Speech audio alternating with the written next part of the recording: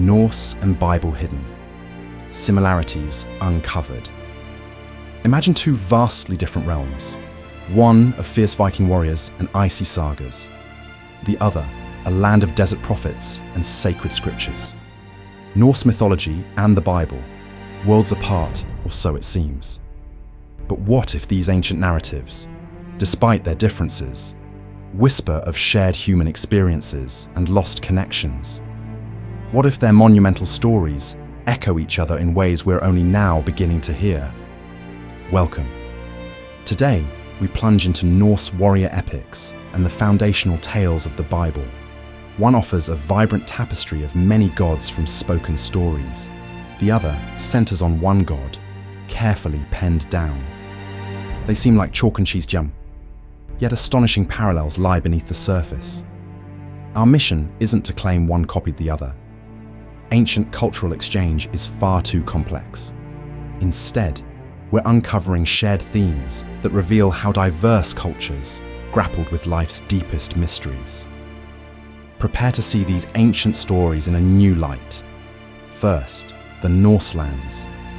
Imagine a yawning void, Ginnungagap, caught between primordial ice and searing fire. From their collision, the giant Ymir was born. Then, from sacred melting ice emerged Audhumla, the cosmic cow, who licked free Buri, forefather of the gods. Buri's grandsons, Odin and his brothers, eventually slew Ymir. This wasn't just destruction, it was creation. Ymir's body formed our cosmos, his blood, the oceans, his flesh, the earth, his skull, the sky. Finally, from two pieces of driftwood, Ask and Embla, these gods fashioned the first humans, breathing into them spirit and consciousness. Now, to the biblical Genesis. Here too, we start not with a formed world, but with emptiness. Genesis describes the earth as formless and empty. Tohu wabohu, a swirling, watery, dark chaos. The Spirit of God moved over this abyss.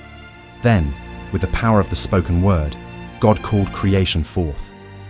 "Let there be light," he declared, and light appeared. In an ordered progression, sky, seas, land, plants, sun, moon, stars, and all creatures were made. The crowning glory? Humanity.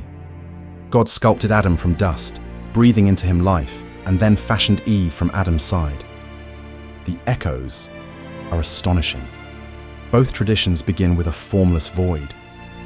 Ginnungagap's yawning gap and Genesis's formless and empty earth. Both describe creation as a transformation from chaos to an ordered cosmos, whether by elemental forces and gods or by divine spoken commands. Crucially, in both, humans are intentionally shaped by divine hands.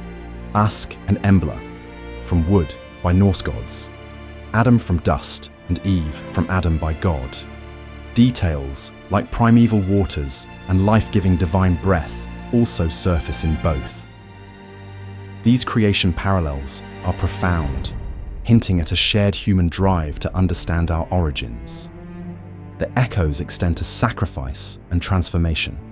Consider Odin, the Norse All-Father, and Jesus Christ. The Havamal tells how Odin willingly hung on Yggdrasil, the world tree, for 9 nights. Wounded by a spear, he sacrificed himself to unlock cosmic wisdom and the runes, gaining immense power.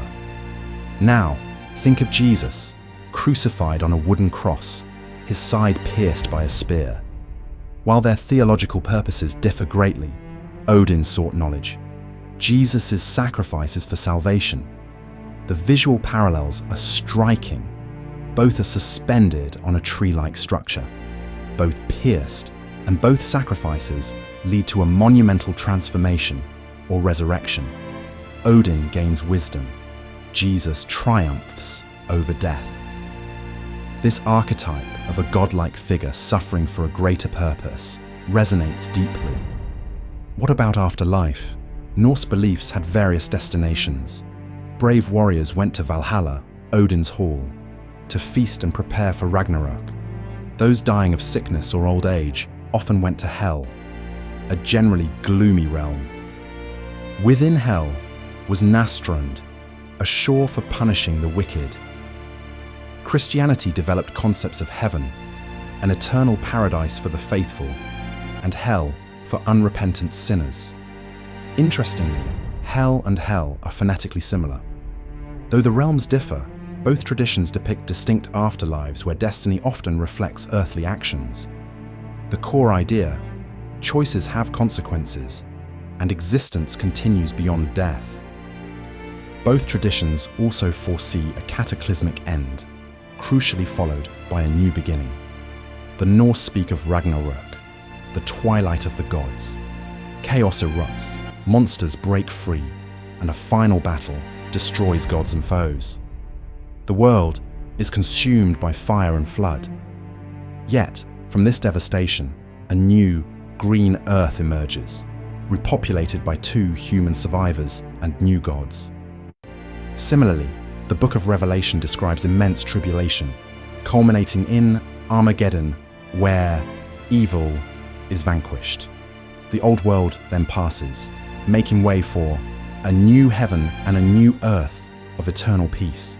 Both foresee a world-ending disaster leading not to oblivion, but to hopeful renewal.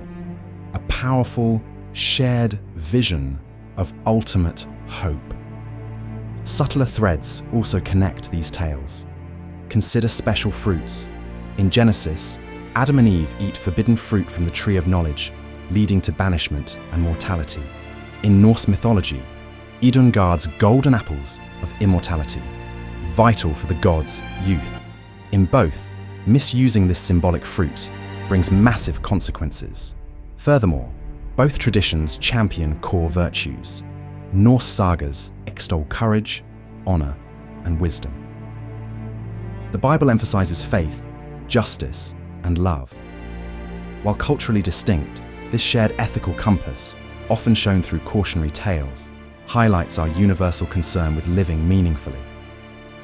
Our journey has unveiled striking parallels: worlds from a void, divine sacrifices on tree-like structures, distinct afterlives, and worlds ending only to be reborn. These echoes don't diminish the unique richness of Norse mythology or the Bible, but they make us wonder: are these trails of ancient shared narratives or timeless archetypes from the human psyche? Our need to explain existence, find purpose, and hope for renewal. Perhaps the truth is a blend of both. These ancient stories resonate because they touch our shared human experience, reminding us that the quest for meaning is timeless. If these hidden connections sparked your curiosity, please give this video a thumbs up and subscribe for more dives into mythology and history. What other parallels have you spotted in these traditions or others? Share your thoughts in the comments. We love hearing from you.